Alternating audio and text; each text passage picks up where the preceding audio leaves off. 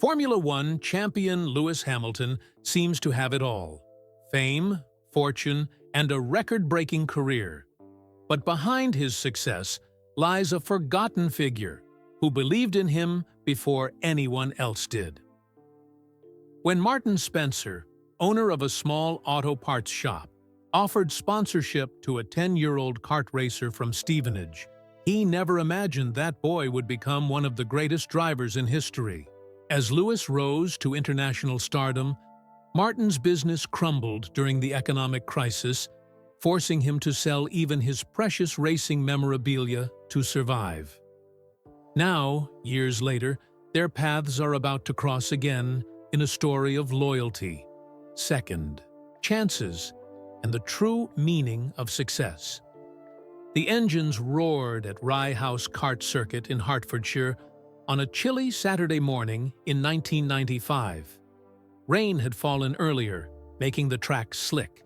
Most kids would take it slow, but not the small 10-year-old boy in kart number 44. Lewis Hamilton gripped the steering wheel tightly, his eyes focused on the track ahead. He was smaller than the other kids, but something set him apart. When Lewis drove, it seemed like he and the kart were one. "That's my boy!" shouted Anthony Hamilton, clapping as Lewis zoomed around a corner, passing a kart driven by a boy 2 years older. Anthony's eyes shone with pride, but worry lines creased his forehead too. Anthony worked 3 jobs to keep Lewis racing. He was a manager at a railway company during the day, installed windows on evenings, and did IT work on weekends. Even with all that work, money was tight. "Your boy's got something special," said a man standing next to Anthony. He wore a jacket with Spencer's Auto Parts stitched on the chest. His name was Martin Spencer, owner of the local auto parts shop in Stevenage. "Thanks," Anthony said, trying to hide how tired he was. "Lewis lives for racing." Martin nodded, watching as Lewis took a turn that made other parents gasp. "I've watched a lot of kids race. Never seen one like him." Lewis finished the race in first place, beating kids with better karts and more experience. As he pulled his helmet off, his smile lit up the track. Later, as Anthony counted coins to buy Lewis a hot chocolate, Martin approached them. "Impressive driving today," Martin said to Lewis, who looked up shyly. "Thank you, sir," Lewis said quietly, the way his father had taught him. Martin smiled. "I own Spencer's Auto Parts in town. Not a big shop, but I've been thinking about sponsoring a young driver." He looked at Anthony.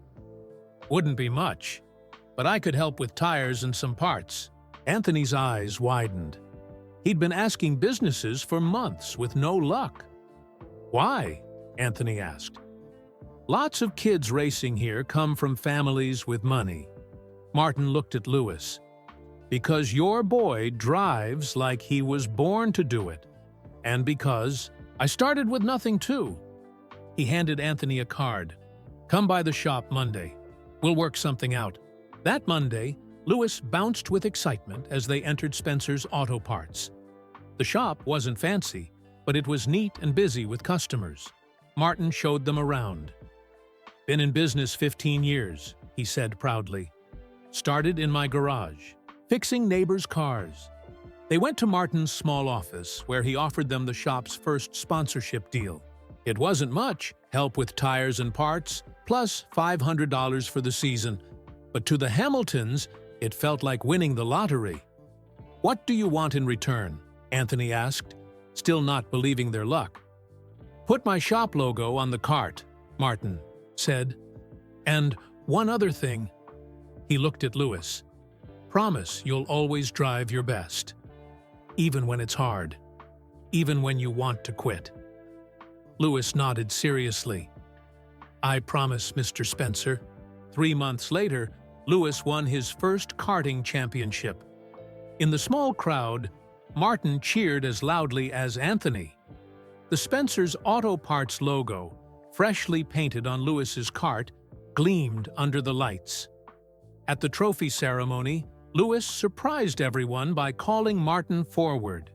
"This is Mr. Spencer," Lewis said, his voice barely reaching the small crowd. "He helped me race when we couldn't afford it." Martin blinked back tears as Lewis handed him the small trophy. Later, Martin would place it on the counter of his shop, where everyone could see it. That night, Lewis couldn't sleep. He went to his father's room where Anthony was checking bills at the small desk. "Dad, do you think I can be a real racing driver someday?" Lewis asked. "Like Senna?" Anthony looked at his son. Lewis had a photo of Ayrton Senna, his hero, taped above his bed. "Yes," Anthony said firmly. "If you want it enough?" "I do," Lewis whispered. "Then remember today," Anthony said. "Remember Mr. Spencer believed in you when you were just starting. And someday, when you're famous, remember how it felt to get help when you needed it most." Lewis nodded, clutching his second-place trophy. He'd given the first-place one to Martin. Nobody in that small Hertfordshire town could have guessed that the boy with cart number 44 would someday become one of the greatest Formula One drivers in history. Nobody except maybe Martin Spencer, who saw something special in a boy who refused to drive slow, even in the rain.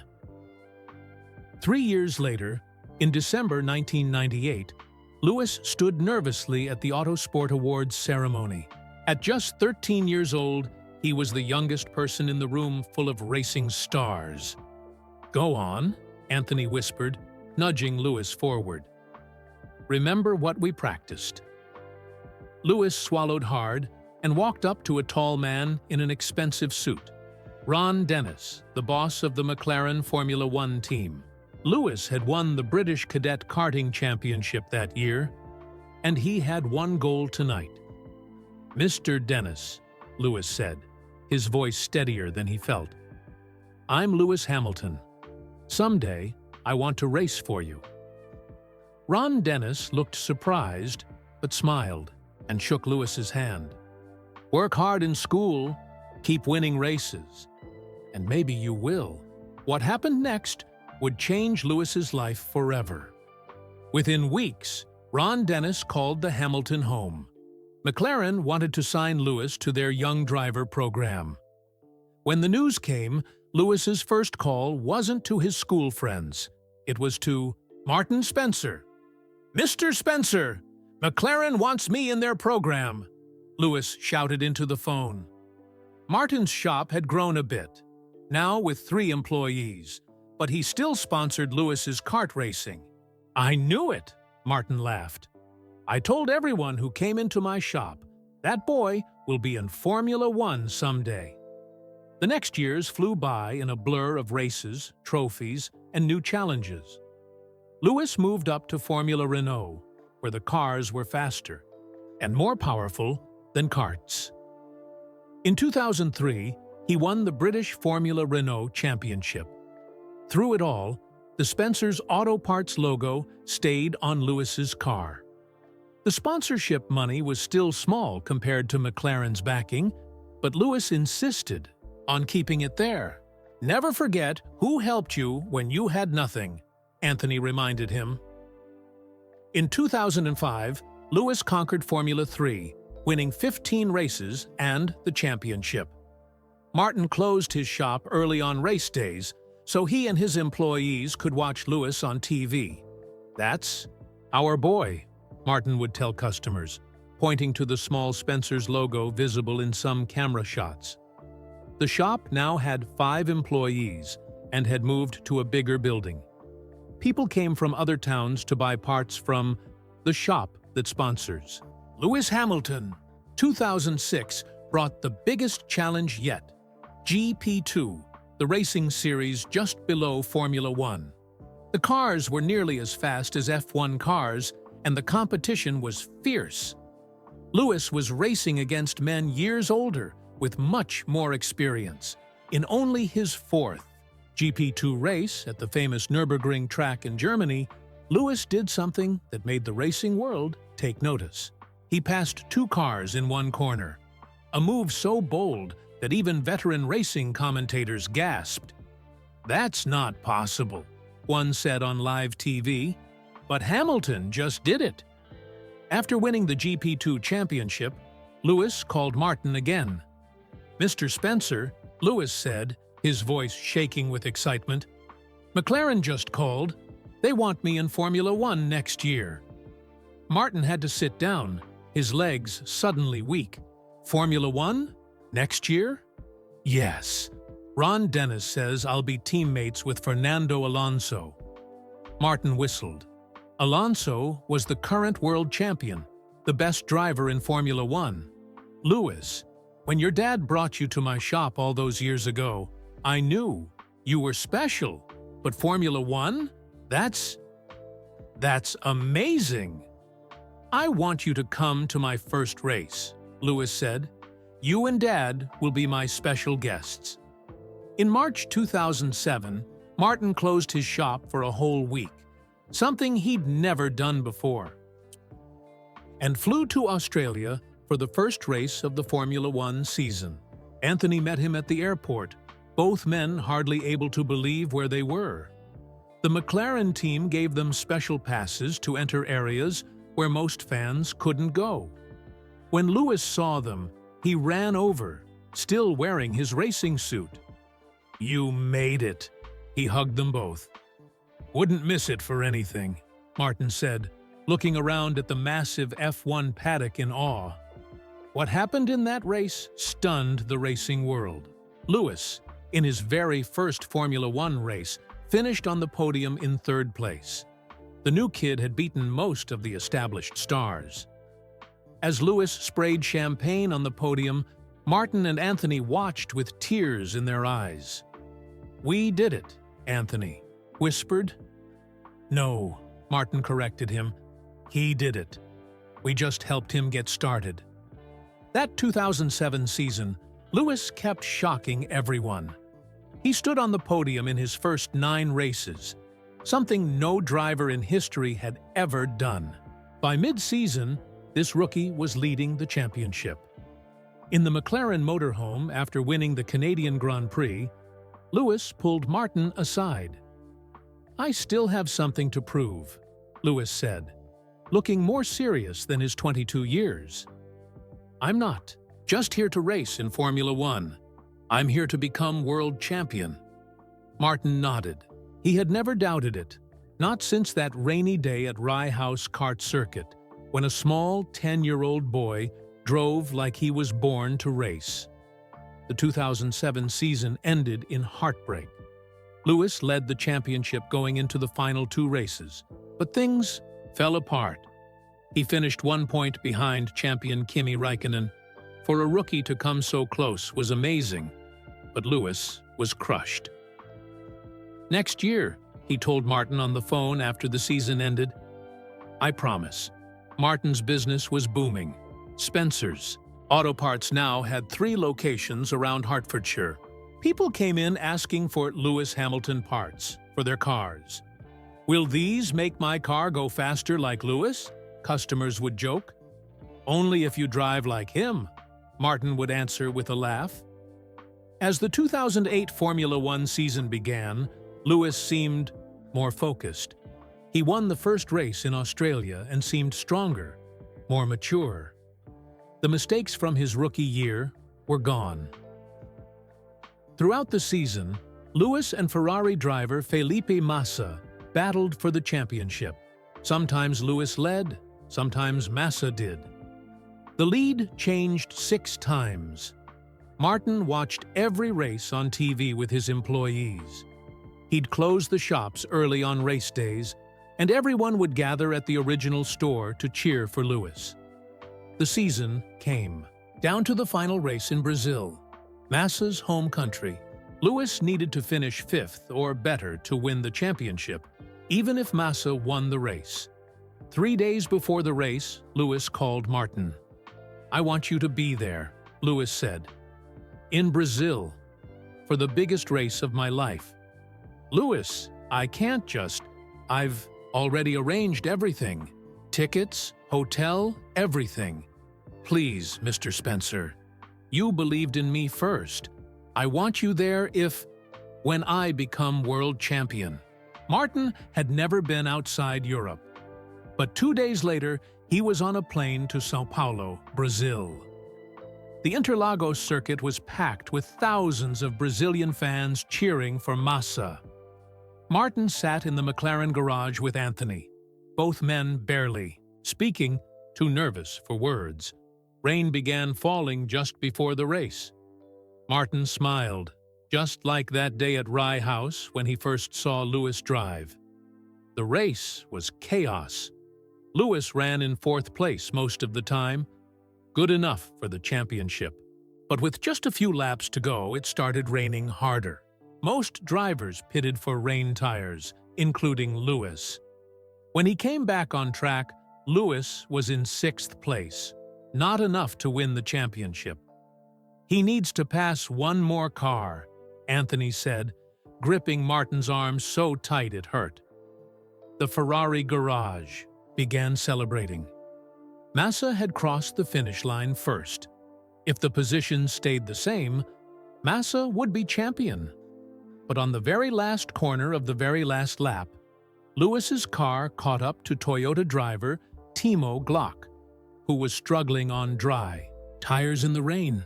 Is he going to... Martin couldn't finish his sentence. Lewis passed Glock. He finished 5th. For a moment, nobody was sure what had happened. Then the McLaren garage exploded with cheers. Lewis Hamilton had won the World Championship by a single point, the youngest champion in Formula One history. Martin and Anthony hugged, crying and laughing at the same time. They watched as Lewis drove his victory lap, the British flag flying from his car. In the chaos of celebration, Lewis spotted Martin. He ran over and hugged him tight. "You did it!" Martin shouted over the noise. "We did it!" Lewis corrected him. "I never forget the people who helped me." At the official FIA gala, where Lewis received his championship trophy, he stunned everyone with his speech. "I want to thank someone special," Lewis said to the room full of racing royalty. "Mr. Martin Spencer, who sponsored me when I was just a kid with dreams. His small auto parts shop in Stevenage gave me my first chance. Without him, I wouldn't be standing here today." The cameras found Martin in the audience, sitting awkwardly in his rented tuxedo. The next day, his face was in newspapers worldwide, next to headlines about Lewis's historic championship. Business at Spencer's Auto Parts exploded.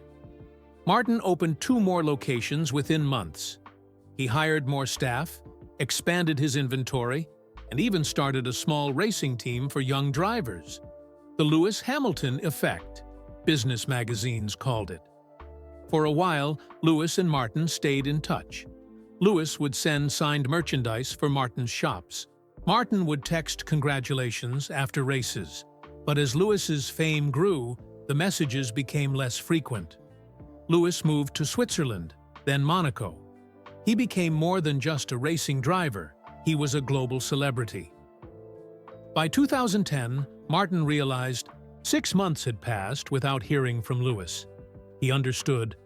Lewis was living in a different world now, surrounded by movie stars and musicians.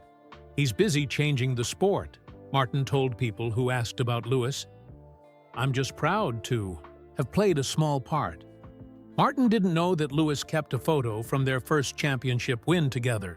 It sat on a shelf in his Monaco apartment, next to his growing collection of trophies.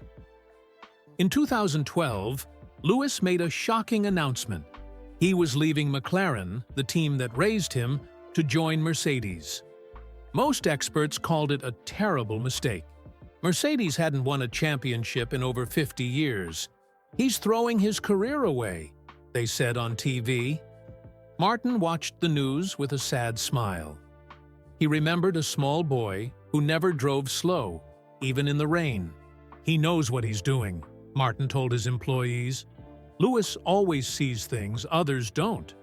What nobody knew was that this decision would change Formula One forever, and that Lewis and Martin's paths would soon grow even further apart, before crossing again in the most unexpected way.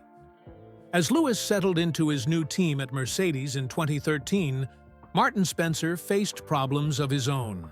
The effects of the 2008 global financial crisis had been slowly eating away at his business for years. At first, Spencer's auto parts had been protected by its connection to Lewis. The excitement of the championship had brought in customers even as the economy crashed around them. But by 2013, that magic was fading. "People just aren't buying cars like they used to," Martin told his bank manager. "When people don't buy new cars, they don't need as many parts." The numbers on Martin's desk told a sad story. Sales were down 40% from their peak in 2009. He had already closed 2 of his 5 locations. The original shop in Stevenage was barely breaking even. Martin sat in his office late one night, looking at pictures on the wall. There he was with Lewis at the Brazilian Grand Prix. There was Lewis's first kart, with the Spencer's logo painted on the side. And there was the trophy Lewis had given him, now sitting on a shelf gathering dust. "We had a good run," Martin said to the empty room. That same week, in a fancy hotel in Singapore, Lewis Hamilton was preparing for the Singapore Grand Prix. His first season with Mercedes hadn't gone as well as he hoped. No wins yet, though he had stood on the podium a few times. Some people were saying Lewis had made a terrible mistake leaving McLaren, but Lewis knew something they didn't. Mercedes was building something special for the next year when Formula One would change to hybrid engines. After practice, Lewis sat in his hotel room scrolling through old photos on his laptop. He paused at a picture of himself at age 12, standing proudly next to Martin Spencer in front of the original auto parts shop. Lewis smiled, remembering how excited he'd been that day. He made a mental note to call Martin soon. It had been too long, but he never made that call. The racing season was busy, and then winter testing began, and soon it was 2014, the year that would change everything. The new Mercedes car was amazing. Lewis won race after race. By mid-season, people weren't questioning his move to Mercedes anymore. Now they were asking if anyone could beat him. Back in England, Martin made the hardest decision of his life. After trying everything to save his business, it was time to admit defeat. The recession, combined with competition from big chain stores and online retailers, had made it impossible for his small shops to survive. "I'm sorry," he told his last 6 employees as he handed them their final paychecks. "I fought as hard as I could." One employee, Diane, who had been with him since the beginning, hugged him. "It's not your fault, Martin. The whole high street is dying." On a rainy Tuesday in April 2014, Martin locked the doors of the original Spencer's Auto Parts for the last time. 25 years of business ended. He stood there in the rain for a long time, keys in hand, looking at the empty shop.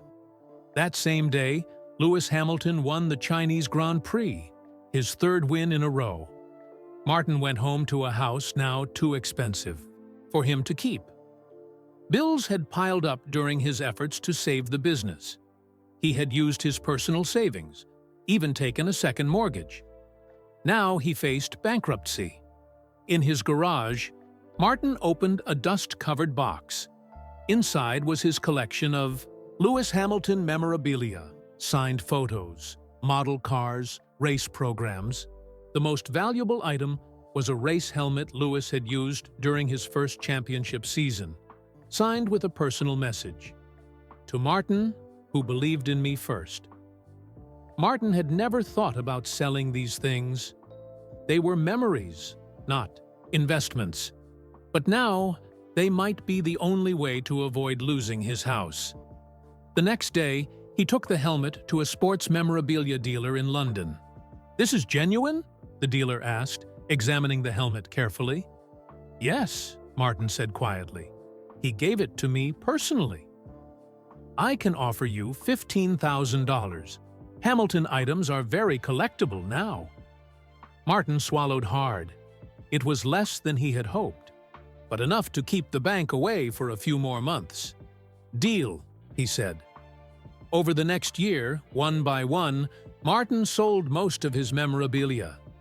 Each sale hurt more than the last, like selling pieces of his memories, but they kept him afloat while he looked for work. Finding a job at 58 wasn't easy. Martin had been his own boss for so long that working for someone else felt strange. He tried a few jobs: sales clerk at an electronics store, night security, guard, delivery driver. Nothing lasted. He was either overqualified or not a good fit. Finally, Martin used the last of his memorabilia money to buy an old van and some cleaning supplies. He started Spencer's Mobile Car Wash, driving to people's homes to clean their cars. It was hard physical work, especially in winter. His hands cracked from the cold water and chemicals. His back ached from bending over all day. But it paid. The bills? Barely. Sometimes, customers recognized his name. "Spencer?" Like the auto parts shops that sponsored Lewis Hamilton, they would ask. "That's right," Martin would say, forcing a smile. "That was me." "What happened to those shops? They were everywhere for a while." Martin would shrug. "Economy changed. Couldn't keep up." He never mentioned the bankruptcy, or selling his house, or the tiny apartment he now rented above a kebab shop. In his apartment, Martin kept just one piece of Hamilton memorabilia: the first-place trophy Lewis had given him all those years, Ego at the karting championship. He hadn't been able to bring himself to sell it. He placed it on a small table by his TV, where he would watch Formula One races on Sundays. He watched as Lewis dominated the sport, winning the World Championship in 2014 and again in 2015. "Good for you, Lewis," Martin would say to the screen. "Good for you." He never felt bitter. Lewis had worked incredibly hard for his success. And Martin had his moment in the sun, too, more than most people ever get. What Martin didn't know was that the wheel of fortune was about to turn again, for both of them. In 2013, many people had laughed when Lewis Hamilton left the mighty McLaren team for Mercedes. By 2016, nobody was laughing anymore. Mercedes had built the most dominant car in Formula One history, and Lewis was its star driver. Lewis had changed too. He wasn't just a racing driver anymore. He sat front row at fashion shows in Paris and New York. He recorded music in studios with famous artists. He hung out with movie stars and appeared on magazine covers. His Instagram account showed a life that seemed from another world: private jets, fancy parties, diamond watches, and exotic vacations. Lewis Hamilton had become bigger than racing, but the biggest change wasn't visible on social media. Lewis had found his voice on important issues. He spoke out about racism in racing. He pushed for more diversity in the sport. He used his fame to support causes he believed in. "I want to be more than just a driver who won races," Lewis told journalists. "I want to make a difference in the world." Some old-school racing fans didn't like this new Lewis. They said he should stick to driving. But many young people saw him as a hero who stood up for what was right. Meanwhile, in Stevenage, Martin's life had settled into a quiet routine. His car washing business made just enough money to pay rent and buy food. He had given up on ever owning a home again. On Sundays, Martin still watched Formula One races. He felt proud seeing Lewis win, even though they hadn't spoken in years. Sometimes he wondered if Lewis even remembered him. "Everyone has people who helped them on their way up," Martin told Diane, his former employee, who still visited him sometimes. "You can't expect them to remember you when they're at the top." But Martin did keep one connection to racing. Once a month, he volunteered at a local karting track, helping kids from poor families who couldn't afford proper equipment. He would fix their karts for free and give advice.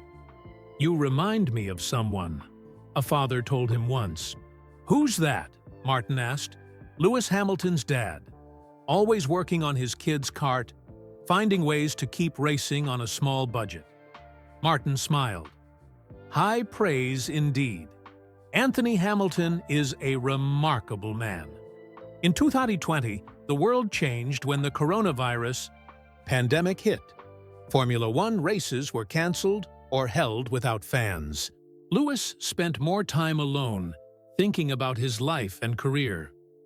During this strange time, Lewis broke Michael Schumacher's record for most Formula One wins, something people once thought impossible. After his 92nd win, Lewis stood on the podium, thinking about his journey.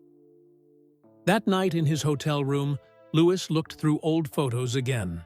There was young Lewis with the Spencer's Auto Parts logo on his race suit.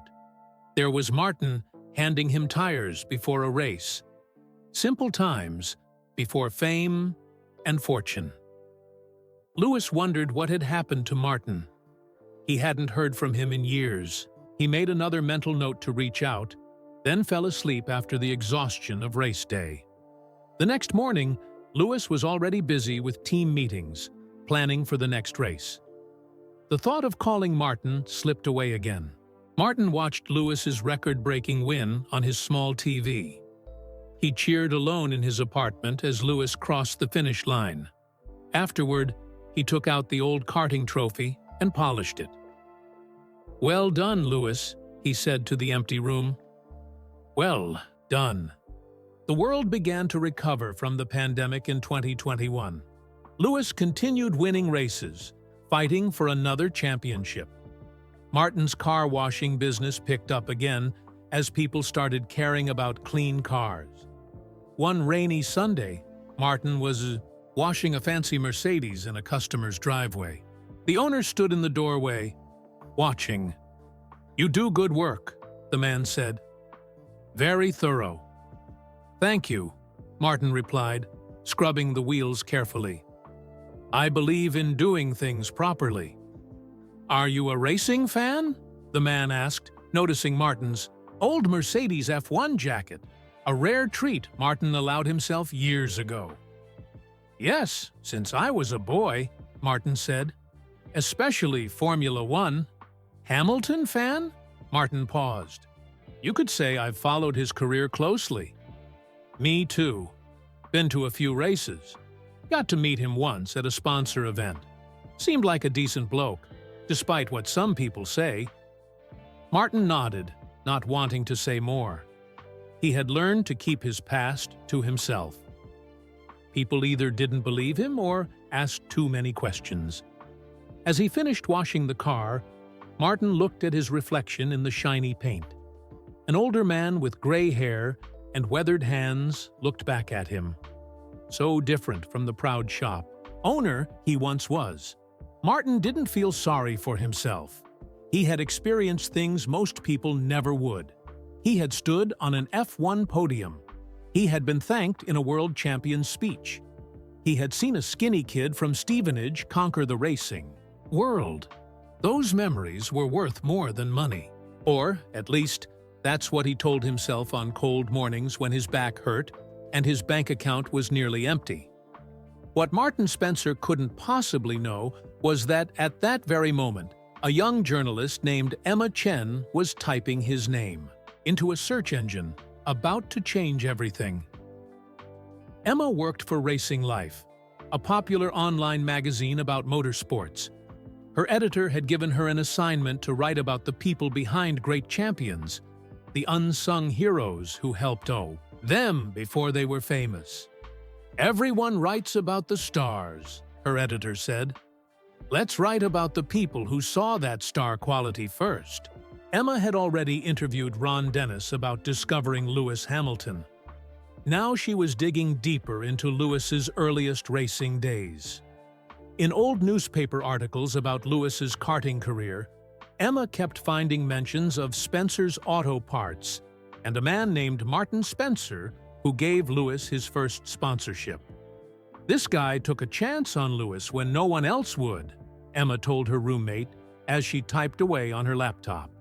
But I can't find anything about him after 2010 or so. Her search led her to bankruptcy records, then to a business license for Spencer's Mobile Car Wash. Could this be the same man? The next morning, Emma drove to Stevenage. She found Martin washing a car in an apartment complex parking lot. "Mr. Spencer?" Emma called as she approached. Martin looked up, surprised. Few people called him Mr. Spencer anymore. "Yes?" "I'm Emma Chen from Racing Life magazine."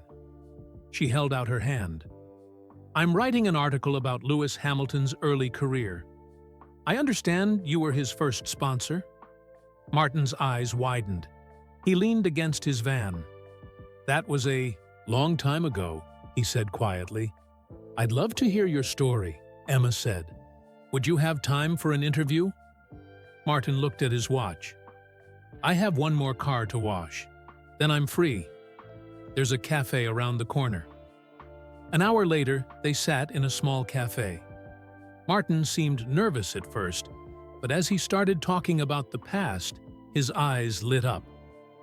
"I'll never forget the first time I saw Lewis drive," Martin said. "It was raining, and most kids were being careful. Not Lewis. He drove like the track was dry, passing everyone. I turned to his dad and said, 'That boy's going to be world champion. Someday.'" Emma recorded everything as Martin showed her old photos on his phone. The only digital copies he had after selling the originals. He told her about the championship night in Brazil, about being mentioned in Lewis's speech, and about how his business grew and then collapsed. "Do you regret it?" Emma asked. "Sponsoring Lewis, since the business didn't last?" Martin shook his head firmly. "Never. Being part of that journey was worth everything. How many people can say they helped a 7-time world champion get his start?" "Have you stayed in touch with Lewis?" Emma asked. Martin looked down at his coffee. "No, our worlds are very different now. He's busy making history. I'm washing cars." "Does that make you sad?" "Sometimes," Martin admitted. "But mostly I'm just proud. Proud I saw something special in that boy. Proud I was right." When they finished talking, Martin invited Emma to his small apartment. He showed her the trophy Lewis had given him, the only piece of memorabilia he had kept. "I couldn't sell this one," he said, gently touching the small karting trophy. This was the beginning of it all. Emma took a photo of Martin holding the trophy. He looked embarrassed, but smiled anyway. 2 weeks later, Emma's article was published. She titled it, "The First Believer, the Man Who Gave Lewis Hamilton His Start." The article told Martin's story, from the day he first saw Lewis race to his current life washing cars. Emma wrote about his generosity, his belief in a young boy's talent, and how he still volunteered to help underprivileged kids at the local karting track. The final paragraph read, "While Lewis Hamilton races million-dollar cars and lives a life of luxury, Martin Spencer washes cars in the town where it all began. He doesn't want pity or help. I just hope Lewis knows I'm still cheering for him," Spencer says. "Some investments pay off in ways you never expect." The article quickly went viral. Racing fans shared it thousands of times. Comments poured in, many asking how they could help Martin or if Lewis knew about his situation. Martin knew nothing about this. He didn't use social media and rarely browsed the internet. He went about his day as usual, washing cars in the rain. Then his phone rang. The caller ID showed a number he didn't recognize. "Hello?" Martin answered.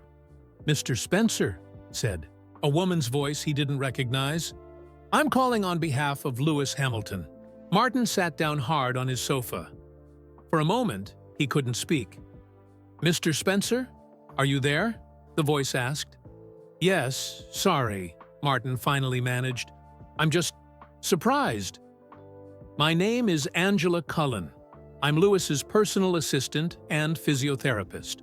He read an article about you this morning and asked me to contact you. Martin's mind raced. An article? About him? What article? He asked. You haven't seen it? It's all over social media. A journalist named Emma Chen wrote about your history with Lewis. It's been shared thousands of times. Martin shook his head, forgetting Angela couldn't see him. I don't use social media. We just had a coffee and talked about old times. There was a pause on the line. Well, Lewis was very moved by it. He'd like to speak with you, if that's okay. Before Martin could answer, he heard movement on the other end of the line. Martin! It was a different voice now, one he hadn't heard in years, but would recognize anywhere. Lewis? Is that really you? It's me. Lewis's voice sounded different, deeper, more mature than Martin remembered. I saw the article. I had no idea about your business, everything you went through. Martin felt a lump in his throat. It's okay, Lewis. That's life sometimes. You win some, you lose some. I should have stayed in touch, Lewis said. After everything you did for me? You were busy changing the world, Martin said. I understood. That's no excuse. Lewis paused. Martin, I'd like to see you, to thank you properly. You don't need to. I want to, Lewis interrupted. I'm in Monaco now, but I'll be back in the UK next week for the British Grand Prix at Silverstone. I'd like to send you a ticket. Actually, I'd like to invite you as my personal guest. Martin stared at the wall, where a faded poster of Lewis winning his first championship still hung. That would be amazing, he finally said. Great! Lewis sounded excited. Angela will arrange everything. But first, I'd like to meet somewhere quiet, before all the race weekend chaos. There's something I want to talk to you about. After Martin hung up, he sat in silence for a long time. Then he called Emma. Your article, he said when she answered. Lewis read it. He just called me, Emma gasped. Really? That's wonderful. What did he say? He's invited me to Silverstone as his guest, and he wants to meet before that. Martin, that's amazing. How do you feel? Martin looked around his small apartment. Honestly, I'm not sure. It's been so long. 3 days later, a sleek black Mercedes pulled up outside Martin's apartment building. The driver helped Martin into the back seat, where he found a new suit laid out with a note. Thought you might need this for the weekend, Lewis. As the car drove out of Stevenage, Martin watched his town disappear in the mirror. Every corner held memories. There was the school Lewis attended. There was the road to the karting track. There was the empty building where his first shop used to be. The car took Martin to a private airfield where a helicopter waited. Within an hour, he was landing at an estate in the countryside. As the helicopter touched down, Martin saw Lewis walking across the lawn to meet him. Lewis looked different from the TV, both smaller and somehow larger than life at the same time. His face lit up when he saw Martin climbing out of the helicopter. Mr. Spencer, Lewis called, quickening his pace. Martin smiled. After all these years, all the success, Lewis still called him Mr. Spencer. They hugged in the middle of the lawn, an embrace that made up for years of silence. Look at you, Martin said, stepping back. 7 world championships. I knew you'd be great, but even I didn't dream that big. Lewis laughed. Come inside. We have a lot to catch up on. In Lewis's country home, they talked for hours. Lewis showed Martin his trophy room, with 7 F1 championship trophies lined up in a row. "There should be 8, Lewis said. "Last year was tough." "There's still time for more," Martin replied. Lewis nodded, then grew serious. "Martin, there's something I want to talk to you about. The real reason I wanted to see you before Silverstone." He led Martin to his office and opened his laptop. On the screen was a business plan titled Project Revival. "What's this?" Martin asked. "After I read that article, I couldn't stop thinking about Spencer's Auto Parts, about what it meant to me, about how it gave me my start." Lewis hesitated. "I've been investing in businesses for years now, but this would be different, more personal." Martin looked at the screen, still not understanding. "I want to bring back Spencer's Auto Parts," Lewis said simply. Martin stared at him. "What?" "Not just one shop, a chain. Modern, cutting-edge auto service centers across the UK." Lewis flipped through slides showing building designs and business projections. "Auto repair is changing. Electric cars, high-tech diagnostics. There's room for a premium brand that does things right." "Lewis, I don't have the money to—" "I do," Lewis cut in. "I would provide the investment. But I need something more valuable than money. I need you." "Me?" Martin was stunned. "Lewis, I'm 65 years old. I've been washing cars for years. Don't you know about modern cars, electric motors? You know about people," Lewis said. "You know about trust, about seeing potential. That's what made your shop special. The rest, we can teach." He smiled. "Besides, you recognized talent in me before anyone else did. I'm just returning the favor." Martin walked to the window, looking out at the countryside. His mind was spinning. "Why would you do this?" he asked quietly. Lewis joined him at the window. "Because everyone needs someone to believe in them. You did that for me. Now it's my turn." He put his hand on Martin's shoulder. "So, what do you say? Partners?" Martin turned to look at the man who was once a small boy in a too-big racing helmet. A boy who never drove slow, even in the rain. Behind Lewis's shoulder, Martin spotted something familiar on a shelf. A small, worn karting trophy. His throat tightened when he realized Lewis had kept it all these years. "I'd need to think about it," Martin said carefully. "It's a lot to take in," Lewis nodded. "Of course, take all the time you need." He checked his watch. "But first, we have a race to attend. The helicopter leaves in an hour for Silverstone." As Martin packed his new suit, he had no idea that Lewis had an even bigger surprise planned for the British Grand Prix weekend. One that would leave 60,000 fans cheering his name.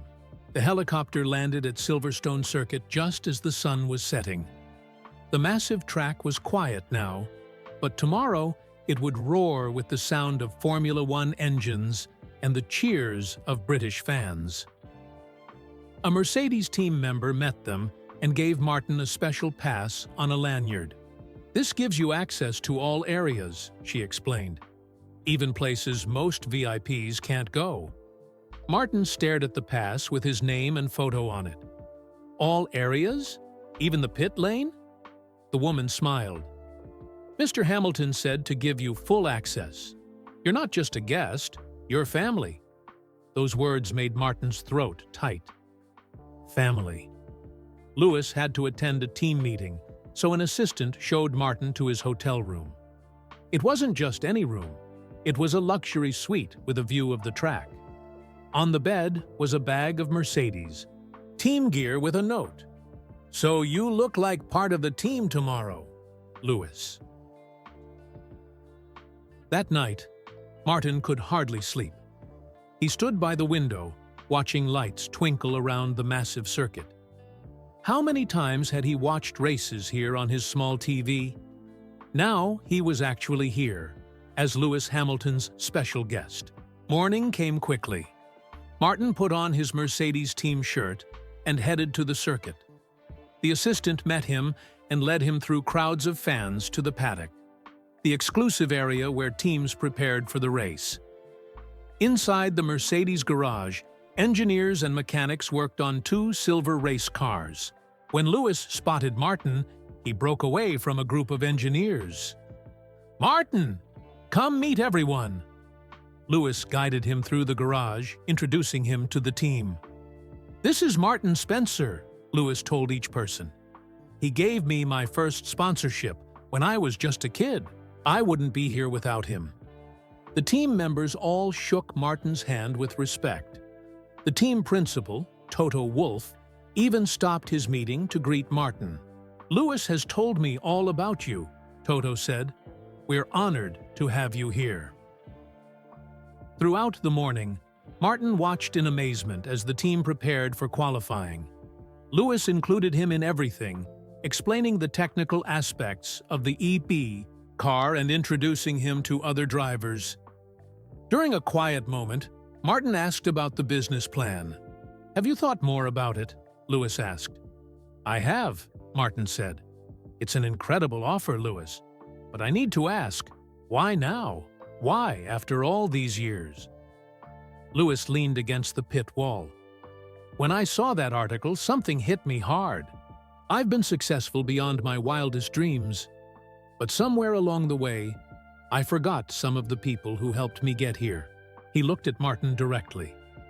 "I've spent years building my legacy on the track. Now I want to make sure my legacy off the track means something too." Before Martin could respond, the garage buzzed with activity. It was time for qualifying. "We'll talk more later," Lewis said, heading to his car. "For now, enjoy the show." Martin watched qualifying from the Mercedes garage, right behind the engineers. He held his breath as Lewis pushed his car to the limit, ultimately securing pole position. The best starting spot for tomorrow's race.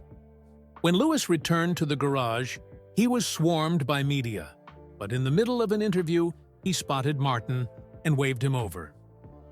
"This is Martin Spencer," Lewis told the surprised journalists. "He's why I'm standing here today." That night, Lewis hosted a small dinner in his motorhome. Martin met Lewis's father Anthony again after many years. The 2 men hugged like old friends. "Good to see you, Martin," Anthony said. "Lewis told me about the business idea. It's a good one." "I'm still thinking about it," Martin admitted. Anthony nodded. "Whatever you decide, it's good to have you back in Lewis's life. You were important to us. Still are." Race day arrived with beautiful weather and a massive crowd. The grandstands were packed with fans waving British flags, most with Lewis's number 44 on them. In the garage, tension mounted as race time approached. Engineers made final adjustments to Lewis's car while he sat quietly in a corner, headphones on, preparing mentally. Martin stood back, not wanting to disturb the team's routine, but just before Lewis put on his helmet, he walked over to Martin. "For luck," Lewis said, holding out his hand. Martin shook it, just like he had done at karting races 20 years ago. "You don't need luck," he said. "You never did." The race was thrilling. Lewis led from the start, but faced a strong challenge from his rivals. Martin watched from the pit wall, his heart pounding with every lap. With 10 laps to go, Lewis's main rival was catching him. The gap shrank with each lap. 5 seconds, then 4, then 3. "Come on, Lewis," Martin whispered, gripping the rail tightly. As if hearing him, Lewis found extra speed. He crossed the finish line first, winning his home race. The crowd erupted in cheers as Lewis took his victory lap, British flag waving from his car. When Lewis returned to the pit lane, the team swarmed around him, celebrating. Martin stood back, smiling proudly. This wasn't his moment. It was Lewis's. He was just happy to witness it. But then Lewis broke away from his team and walked straight to Martin. He took off his helmet and hugged him tightly. "We did it," Lewis said, echoing the words from their first championship together. As Lewis prepared to go to the podium ceremony, he suddenly turned to a team official. They whispered intensely for a moment, the official looking concerned but finally nodding. Lewis turned to Martin. "Come with me." "Where?" Martin asked, confused. "To the podium." Martin shook his head. "I can't go there. That's just for drivers and team." Lewis grinned. "Today, we're breaking the rules a bit." Before Martin could protest further, Lewis took his arm and led him through the barriers. Officials looked surprised, but didn't stop them. They climbed the stairs to the podium area, where the top 3 drivers waited. The crowd, seeing Lewis bringing someone unexpected, grew curious. Camera operators swung their lenses toward them. The ceremony began. 3rd place, then 2nd place, received their trophies. When Lewis was announced as the winner, the crowd roared. He stepped forward to receive his trophy, then returned to stand on the top step. But instead of the traditional champagne spraying, Lewis raised his hand for silence. Slowly, the crowd quieted, wondering what was happening. Lewis spoke into a microphone. "Today is special for many reasons, not just because it's my home race, but because I have someone very important here with me." He gestured to Martin, who stood awkwardly to the side, his face red with embarrassment. "This is Martin Spencer," Lewis's voice boomed across Silverstone. "When I was 10 years old, this man believed in me enough to sponsor my karting with his small auto parts shop. He was the first person outside my family to support my dream." The crowd cheered. Martin's face appeared on the massive screens around the track. "I recently learned that Martin lost his business during the financial crisis," Lewis continued. "While I was winning championships, he was struggling." "That's not right," Lewis turned to face Martin directly. "Martin, you gave me my start. Now I want to return the favor." Lewis nodded to someone off stage. Suddenly, the big screens changed to show a new logo. Spencer's Auto Centers, powered by Hamilton. "Today, I'm announcing a new chain of auto service centers across the UK," Lewis told the crowd, with Martin Spencer as the head of the company. The crowd cheered even louder. Martin stood frozen in shock. "But there's one more thing," Lewis said, his voice growing emotional. "Shoo-fee! I've purchased the original location of Spencer's Auto Parts in Stevenage. It will be renovated and reopened as the flagship store." Martin couldn't hold back his tears. Lewis hugged him as 60,000 fans cheered.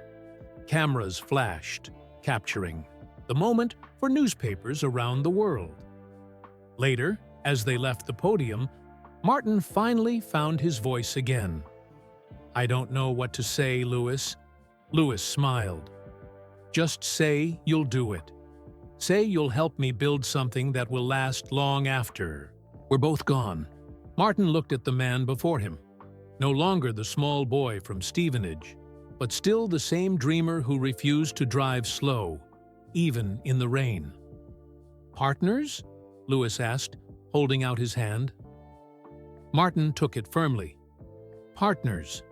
As they walked back through the paddock, people stopped to congratulate them. Martin Spencer, the car washer from Stevenage, was suddenly the talk of Formula One. "By the way," Lewis said casually, "I bought back all your memorabilia. It's being delivered to your new office next week." Martin shook his head in disbelief. "Why, go to all this trouble for me?" Lewis stopped walking and turned to face him. "Because success means nothing if you forget the road that got you there. You were on that road with me from the very beginning." He smiled. "And now, you'll be with me for whatever comes next." Above them, the podium screens still showed the new logo. Spencer's Auto Centers, powered by Hamilton. The past and future joined together again. Just like that day long ago at Rye House Kart Circuit, Martin saw something special in Lewis. Now, all these years later, Lewis had done the same for him. The wheel of fortune had turned full circle. Thanks for joining me. Till the end. Let me know in the comments from where you are tuning in. Drop your city and country name in the comments. Also, make sure to subscribe to this channel if you love Lewis Hamilton stories like this one. Your support helps me create more inspirational racing content. Hit that like button if you enjoyed this reunion story, and I'll see you in the next one.